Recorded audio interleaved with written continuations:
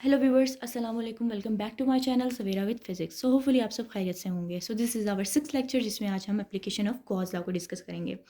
So application of Gauss law में हमारे पास mainly three applications हैं, जिसमें से आज हम फर्स्ट एप्लीकेशन को डील करेंगे, intensity of field inside a hollow charge sphere.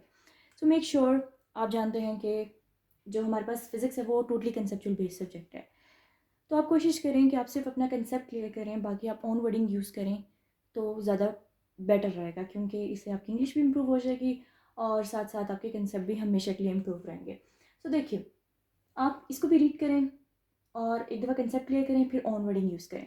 अब देखिए, इसमें आपके पास है एक होलो चार्ज स्फीयर है। होलो चार्ज स्फीयर मीन इनसाइड आप देख सकते हैं कोई चार्ज अवेलेबल नहीं है। तो हम इसको कहेंगे कि ये होलो चार्ज है, जिसमें चार्जेस डिस्ट्रीब्यूट हुए हैं। अब इस तरह के होलो स्फीयर में हमारे पास तीन केसेस हैं। तीनों केसेस में आपने इलेक्ट्रिक इंटेंसिटी फाइंड आउट करनी है।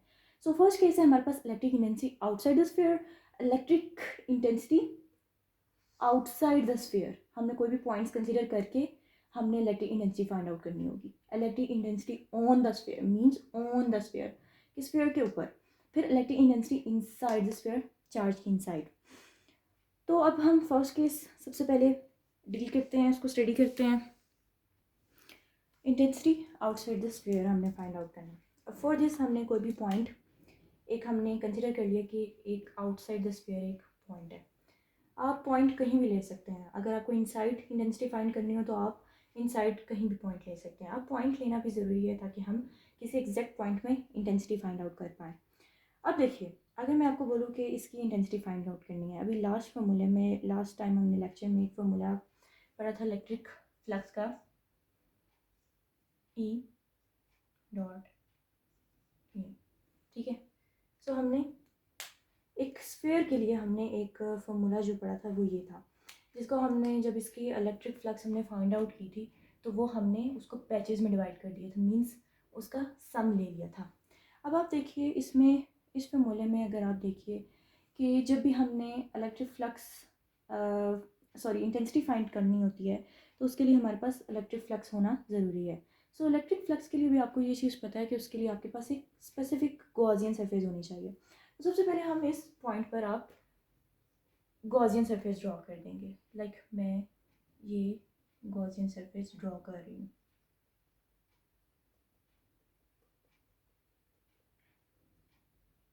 सो ये मैंने एक गॉसियन सरफेस ड्रॉ कर ली। अब देखिए, हमने लास्ट लेक्चर में पढ़ा है, जो टॉपिक भी ये था कि electric flux through a surface enclosing a charge. आपने अगर वो टॉपिक नहीं पढ़ा तो आप उस टॉपिक को पहले क्लियर करें, देन आपको ये चीज़ क्लियर ईजीली हो जाएगी। उसमें हमने पढ़ा था कि इलेक्ट्रिक इंटेंसिटी, आप देखिए इस स्फीयर के सेंटर से लेके आपके पास इस पॉइंट तक जो हमारे पास डिस्टेंस है उसको हम डिनोट कर देते हैं आर से। ठीक है, सो ये हमारे पास इसका डिस्टेंस आ गया। r is the distance from the center of the sphere to the end of the Gaussian surface at point P। ठीक है, सो आप इसको यूँ भी लिख सकते हैं। सो अब देखिए, आपने कहा था, हमने पढ़ा था कि जो इलेक्ट्रिक फील्ड इंटेंसिटी होती है वो through out the sphere same होती है। क्यों सेम होती है? बिकॉज उसका radius through out the sphere same रहता है। अब रेडियस जो यहाँ है वो यहाँ भी है सेम, यहाँ भी सेम है। कोई डिस्टेंस इसका चेंज होगा? बिल्कुल भी नहीं। तो इसके डिस्टेंस सेम होने की वजह से हम कहेंगे कि इलेक्ट्रिक इंटेंसिटी हमारे पास क्या होती है? सेम होती है। इसलिए मैं इसको बाहर निकाल लूँगी। अब समेशन सिंबल और del A as it is रहेगा। अब डेल ए क्या था? Total area of the sphere था। और लास्ट टाइम हमने total area of the sphere का फॉर्मूला भी पढ़ा था। उसकी वैल्यू क्या थी? अगर आपको याद हो, किसी भी स्फीयर के एरिया की वैल्यू हमारे पास 4πr² होती है। सो हम वो वैल्यू यहाँ पुट कर देंगे, 4πr²। सो ये हमारे पास इलेक्ट्रिक फ्लक्स की वैल्यू आ गई। अब हम कंसिडर करते हैं गॉस लॉ।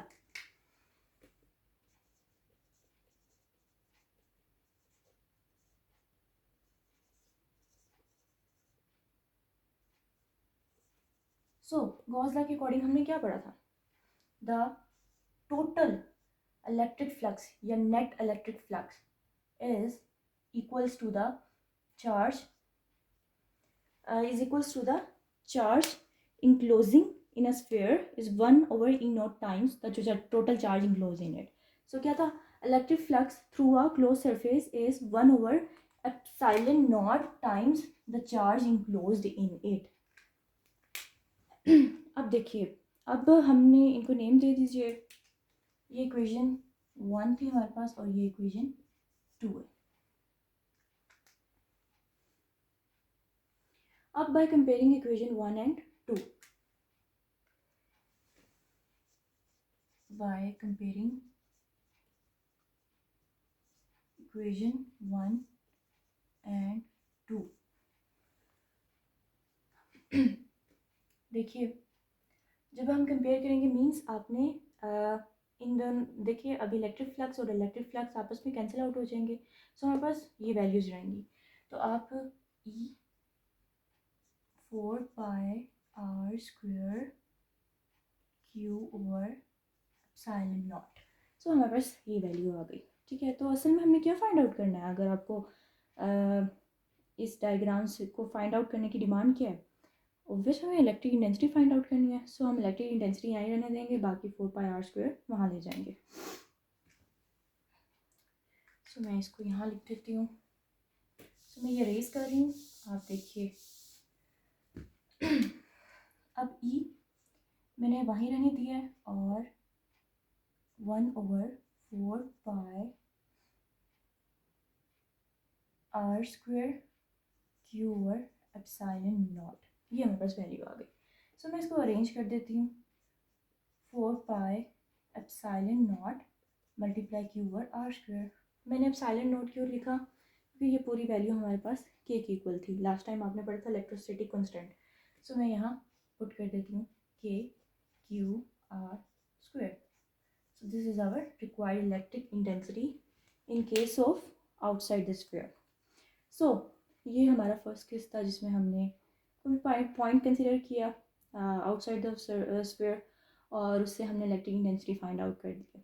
अब हम नेक्स्ट केस पढ़ते हैं, intensity in on the sphere. तो अब देखिए हमें इंटेंसिटी फाइंड करनी है स्फीयर के ऊपर। ठीक है, सो अब देखिए हमने कोई भी पॉइंट है स्फीयर के ऊपर कंसिडर कर लिया। सो जो इसका डिस्टेंस है वो हम r डैश से शो कर देते हैं, क्योंकि हमने आउटसाइड द स्फीयर के लिए हमने r यूज़ किया था, इसके लिए हम r डैश यूज़ कर सकते हैं। आप कोई भी सिंबल यूज़ कर सकते हैं, it's all up to you. So अब देखिए इसका इक्वेशन स्टार्ट करने से पहले, इसकी डेरिवेशन स्टार्ट करने से पहले आप चीज़ ये देख लीजिए कि अगर आपने तो पढ़ा है कि अगर कोई पॉइंट कंसिडर करते हैं उसकी गॉसियन सरफेस होती है। तो देखिए इसकी तो ऑलरेडी सरफेस है, तो हमें सरफेस ड्रॉ करने की ज़रूरत नहीं है। तो अब मज़ीद ये भी चीज़ आपको क्लियर होगी। अब देखिए डेरिवेशन स्टार्ट करते हैं। सो आपने डेरिवेशन स्टार्ट करनी है फर्स्ट केस से। फर्स्ट केस का जो एंड जो हमारे पास है उसका फॉर्मूला निकला है, जो इंटेंसिटी हमने फाइंड आउट की है वहीं से हम यूज़ करेंगे। तो उसकी फर्स्ट केस की जो हमने आउटसाइड द स्फीयर हमने फाइंड आउट की थी वो हमारे पास ये वैल्यू आई। एम आई राइट? अब यहाँ देखिए इधर फ़र्क क्या आएगा आपके पास। ठीक है, सो इधर फ़र्क क्या आएगा कि आपने सिर्फ जहाँ उसके लिए हमने r यूज़ किया था आपने इसके लिए r डैश यूज़ कर देना है। सो यहाँ आप नॉट लिख लें, r equals to r naught. ठीक है, r डैश। अब देखिए आपने यहाँ डैश पुट कर देनी है। अब देखिए इस केस में हम देख रहे हैं कि हमें चार्ज की डेंसिटी नज़र आ रही है, मींस कि चार्ज डिस्ट्रीब्यूट हुआ है स्फीयर के ऊपर। इस गॉसियन सरफेस के ऊपर तो चार्ज था ही नहीं, तो हम वहाँ चार्ज डेंसिटी भी कंसिडर नहीं करेंगे। सो किसी भी सरफेस के ऊपर चार्ज का मौजूद होना उसकी चार्ज डेंसिटी को शो करता है। सो चार्ज डेंसिटी क्या होती है? अब चार्ज डेंसिटी आप कहेंगे चार्ज पर यूनिट एरिया। ठीक है, अगर मैं आपको बोलूँ मास डेंसिटी क्या है तो आप क्या कहेंगे, मास per unit area. Current density क्या है, तो करंट पर यूनिट एरिया। जितने एरिया में जितने चार्जेस होंगे उसको हम कहते हैं चार्ज डेंसिटी। ठीक है, सो चार्ज डेंसिटी का जो हमारे पास फॉर्मूला यूज़ होता है ये सिग्मा शो कर रहा है चार्ज डेंसिटी को। अब मैंने क्या बताया, चार्ज डेंसिटी क्या है, चार्ज पर यूनिट एरिया। ठीक है, अब आपने पढ़ा है कि एरिया हमारे पास किसी भी स्फीयर का क्या है, 4πr²। सो हम चार्ज 4πr² डैश भी यूज़ करेंगे, क्योंकि हम charge on the sphere use करें जिसका डिस्टेंस r डैश है। सो अब मज़ीद देखिए, अभी इसमें आप इसी फार्मूले से आपने चार्ज डेंसिटी की चार्ज की वैल्यू निकालनी है। सो क्यू वहीं रहेगा और आपने इस वैल्यू को इधर जाके मल्टीप्लाई कर देना। सो क्यू चार्ज डेंसिटी मल्टीप्लाई 4 पाई r डैश स्क्वायर। सो ये चीज़ आपको क्लियर होगी। सो आप इसको नेम देते, ये हमारे पास इक्वेशन 1 थी और ये हमारे पास इक्वेशन 2 है, ठीक है। सो अब पुट कर दें, अब by putting value of Q in equation 1। सो देखिए हमारे पास इलेक्ट्रिक फील्ड इंटेंसिटी की वैल्यू आ जाएगी।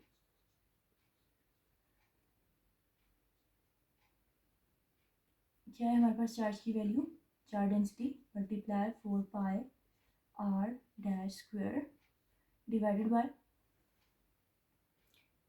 हमारे पास r स्क्वायर डैश।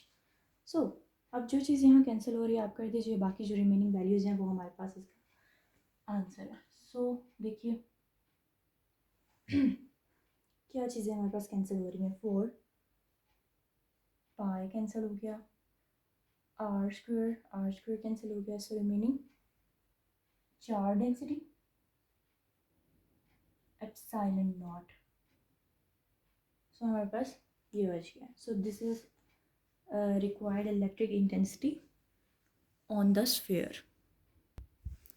सो आप इसको नेम दे सकते हैं कि ये हमारे पास क्या है, चार्ज डेंसिटी। ये जो फॉर्म किया था ये हमारे पास क्या थी, गॉसियन सरफेस।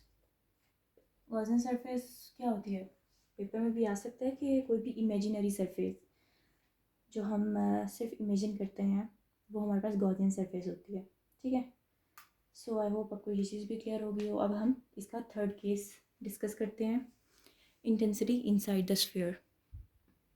सो ये केस बहुत इम्पॉर्टेंट है। कैसे इंपॉर्टेंट है, मैंने जितनी दफ़ा इसके एग्ज़ाम दिए हैं स्टिल नाउ ये क्वेश्चन ज़रूर आता है, ठीक है। ये बहुत कंसेप्चुअल कोई क्वेश्चन है, मींस कि आपको इसमें कंसेप्ट अपना स्ट्रॉन्ग करना ज़रूरी है। सो अब देखिए इंटेंसिटी हमने फाइंड आउट करनी है इनसाइड द स्फीयर। सो सबसे पहले आप इस डायग्राम को ही देखेंगे। अब देखिए हमने इनसाइड कोई भी पॉइंट कंसिडर कर लेना है।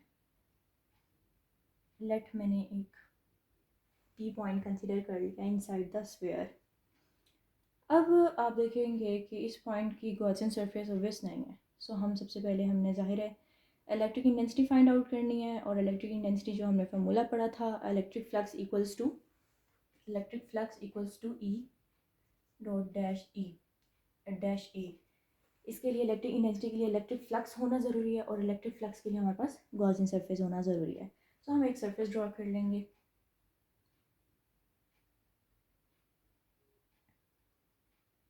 अब यहाँ एक क्वेश्चन है, अब देखिए आप, क्या इस स्फीयर के इनसाइड, इस गॉसियन सरफेस के इनसाइड आपको कोई चार्ज नज़र आ रहा है? नो, चार्ज हमारे पास यहाँ क्या है, zero. Charge equals to zero, ठीक है। So according to Gauss's law,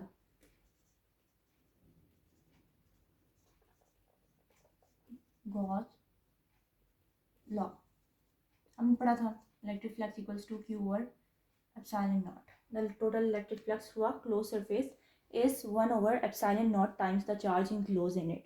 सो अब देखिए इसके अकॉर्डिंग, अगर देखिए charge inside the sphere zero है, मींस हमारे पास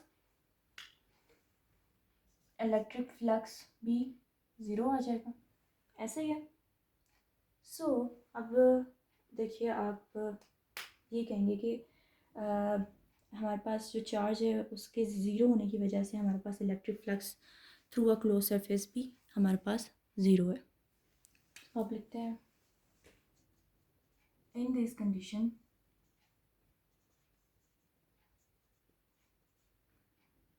a Gaussian